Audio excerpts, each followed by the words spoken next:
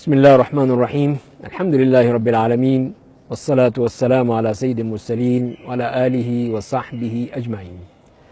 آج ہم قرآن کریم کے 11ویں پارے کے احکام اور اس کے خلاصے کی بات کریں گے۔ تو 11واں پارہ جس میں سورہ توبہ کا ایک بڑا حصہ ہے اور اس کے بعد پھر اس میں سورہ یونس مکمل اس میں شامل ہے۔ تو جیسے کہ ہم پچھلے پارے میں گفتگو کر چکے ہیں کہ جس میں سورہ توبہ کا ایک حصہ ہم پڑھ چکے ہیں، اور یہاں پر بھی ہم دیکھتے ہیں کہ اس میں جو مختلف بدو عرب تھے ان کے بارے میں بات کی گئی ہے، جو کہ نفاق کی بیماری میں ملوث تھے، کہ اس میں سے بعض دیہاتی ناواقفیت کی وجہ سے کفر و نفاق میں مبتلا ہو گئے ہیں،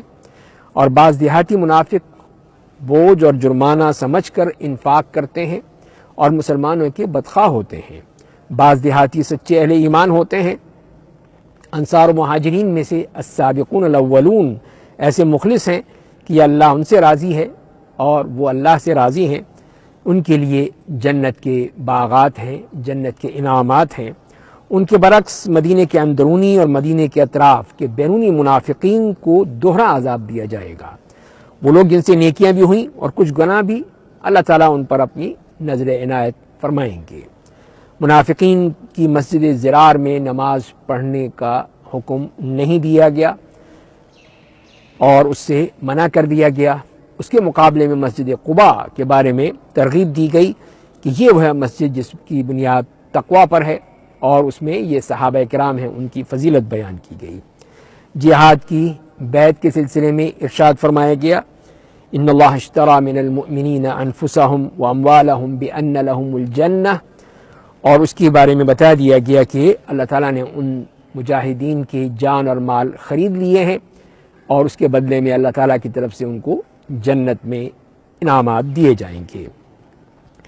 3 صحابہ کرام اور اس سے پہلے نبی کریم صلی اللہ علیہ وسلم اور اہل ایمان کو مشرکین کے لیے دعائے مغفرت کرنے سے سختی سے منع کر دیا گیا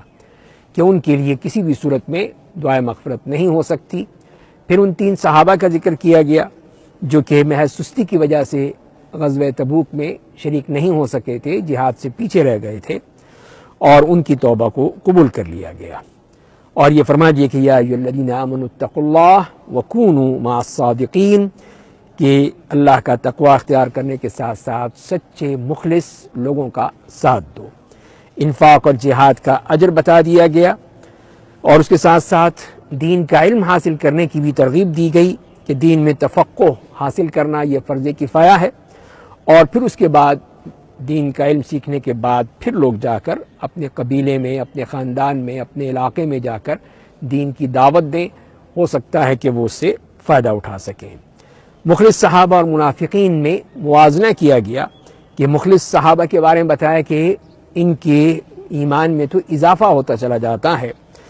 الذین آمنوا فزادتہم ایمانا، جبکہ منافقین کے دلوں میں گندگی میں اضافہ ہوتا ہے، فزادتہم رجسا الی رجسہم، تو یہ ان کے ساتھ بتا دیا گیا کہ یہ ان کا معاملہ ہے کہ منافقین اس معاملے میں اپنے اسی ہی گندگی میں ہی چلتے ہیں، اور گندگی ہی ان کی بڑھتی چلی جاتی ہے۔ اس لیے ہر سال یہ 1 یا 2 مرتبہ منافقین کسی نہ کسی فتنے میں گرفتار ہو جاتے ہیں، یفتنون فی کل عام مرۃ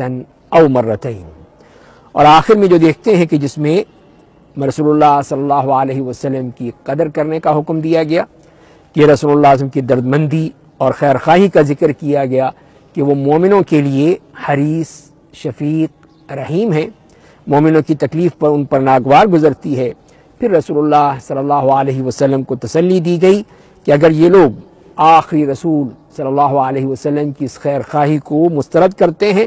تو آپ پر بھی کوئی ذمہ داری نہیں ہے، آپ اپنی توحید اور توکل کا اعلان کیجئے، اور اللہ ہی عرش عظیم کا مالک ہے۔ تو یہاں ہم دیکھتے ہیں کہ یہ سورہ توبہ مکمل ہوتی ہے۔ اس کے بعد اگلی سورت جو اس بارے میں ہم پڑھتے ہیں وہ ہے سورہ یونس۔ سورہ یونس کو بھی ہم اپنے مضامین کے لحاظ سے 8 حصوں میں تقسیم کر سکتے ہیں، اور اس سورت کا ہر پیراگراف مشرکین کے عقائد کے خلاف ایک مکمل بحث پر مبنی ہے۔ ہر پیراگراف میں قرآن کی دعوت توحید، دعوت رسالت اور دعوت آخرت کی حقانیت ثابت کی گئی ہے،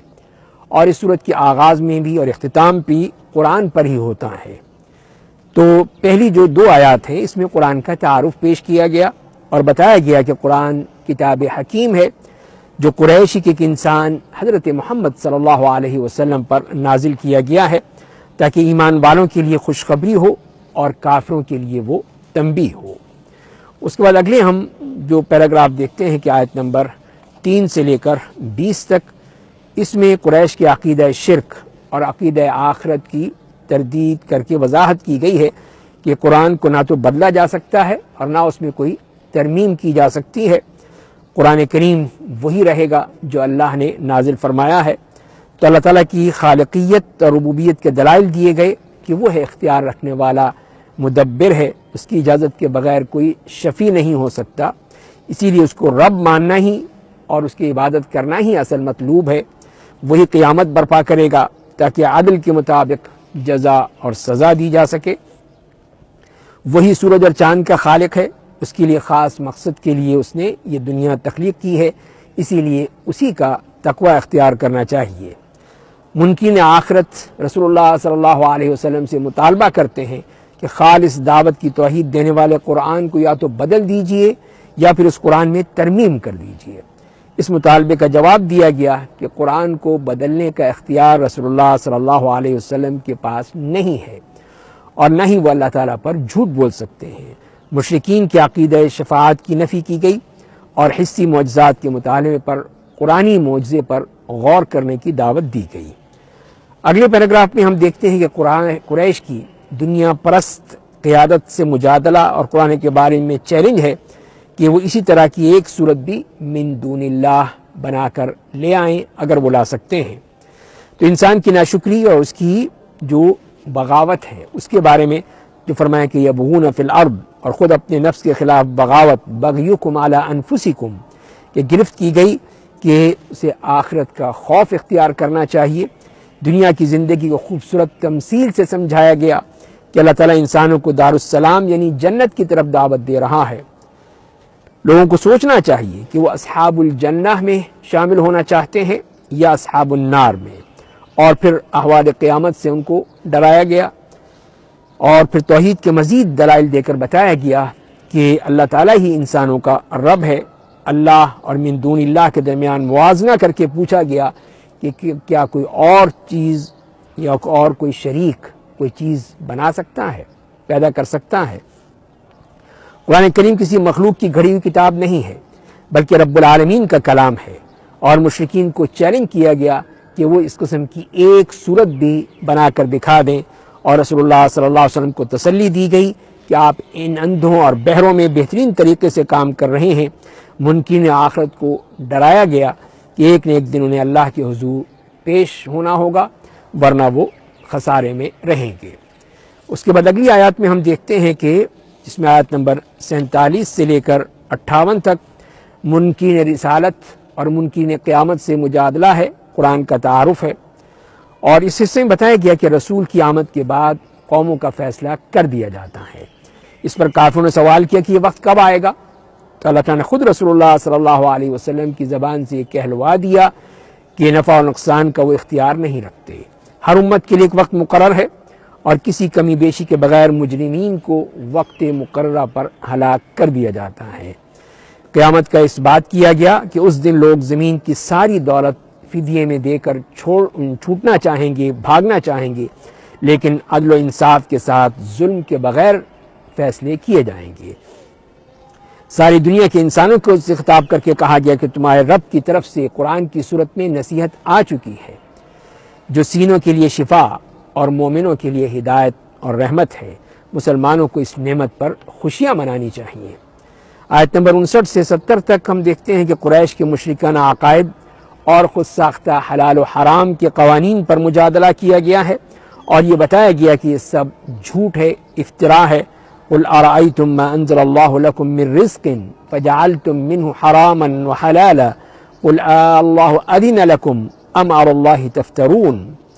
تو رسول اللہ صلی اللہ علیہ وسلم کو تسلی بھی دی گئی کہ آپ ان کافروں کی ان باتوں پر افسردہ مت ہوں۔ آیت نمبر 71 سے 93 تک ہم دیکھتے ہیں کہ قریش کے لیڈروں کو قوم نوح، فرعون اور اس کے ساتھیوں کے انجام سے ڈرایا گیا ہے۔ حضرت نوح علیہ السلام کی دعوت و تبلیغ کافروں کے لیے بہت ناگوار تھی، انہوں نے ان کو جھٹلایا، اللہ تعالیٰ انہیں غرق کر کے کشتی والوں کو بچا لیا، دوسری قوموں کو ان کی جگہ جانشین بنا دیا۔ ان کے بعد حضرت موسیٰ اور حضرت ہارون کو رسول بنا کر بھیجا۔ فرعون اور اس کے کمانڈروں نے استکبار سے کام لیا، وہ مجرم تھے، انہوں نے حق کو جادو کہا۔ ان کا خیال یہ تھا کہ حضرت موسیٰ و ہارون زمین پر اپنی بڑائی، الکبریاء فی الارض، وہ چاہتے ہیں۔ فرعون اس کے فوجی کمانڈروں کی حکومت اور دہشت گردی کی بنیاد پر قائم تھی، چنانچہ خوف کے مارے سوائے چند نوجوانوں کے کوئی ایمان نہ لایا۔ تو فرعون اور اس کے کمانڈر مفسد تھے، مجرم تھے، ان سے مطالبہ کیا گیا کہ وہ اللہ پر توکل اختیار کریں۔ دونوں بھائیوں حضرت موسیٰ اور حضرت ہارون کو حکم دیا گیا کہ وہاں مصر میں کوئی مسجد بنا لیں اور نماز ادا کریں۔ اس کے بعد اگلی آیات میں جو ہم دیکھتے ہیں کہ حضرت موسیٰ علیہ السلام کی دعوت اور فرعون اس کے ساتھیوں نے مسترد کر دی۔ اس وقت موسیٰ نے بد دعا کی کہ ربنا اطمس علی اموالہم واشدد علی قلوبہم۔ حضرت موسیٰ اور ہارون علیہ السلام کی دعائیں قبول ہو گئیں۔ فرعون اور اس کے فوجی لشکر غرق ہوئے جو بغاوت، بغی اور دشمنی، عداوت کے جرم کے مرتکب تھے۔ ڈوبنے کے بعد فرعون ایمان لایا، لیکن عذاب آنے کے بعد توبہ قبول نہیں کی جاتی ہے۔ یہ ایک استثناء تھا کہ عذاب آنے کے بعد صرف قوم یونس کی دعا قبول کر لی گئی، اور یہی قرآن کا ایک معجزہ بھی ہے کہ فرعون کی لاش تقریباً 3300 سال گزرنے کے باوجود 1300 قبل مسیح سے آج تک محفوظ ہے، اور اس کو وہ جسے قرآن نے بتایا ہے کہ لوگ اس کو دیکھ سکتے ہیں۔ آیت نمبر 94 سے لے کر 103 تک قرآن کے بارے میں بتایا گیا کہ وہ ہر قسم کے شک سے پاک ہے، لوگوں کو توحید کے لیے مجبور نہیں کیا جا سکتا، اس لیے کہ اللہ نے انسانوں کو خیر و شر کے اختیار کرنے کی آزادی عطا کی ہے۔ اور آخری پیراگراف میں قرآن پر ایمان لانے والے اور اس کی پیروی کرنے والے اور صبر و استقامت کا مظاہرہ کرنے کی ہدایت دی گئی ہے، اور یہ بتایا گیا ہے قد جاءکم الحق من ربکم فمن اہتدی فانما یہتدی لنفسہ ومن ضل فانما یضل علیہا۔ اور اس طرح یہاں پر یہ پارہ بھی مکمل ہوتا ہے اور سورہ یونس بھی ختم ہوتی ہے۔ اللہ تعالی ہمیں قرآن کو سمجھنے، پڑھنے اور عمل کرنے کی توفیق عطا فرمائے۔ وآخر دعوانا ان الحمد للہ رب العالمین۔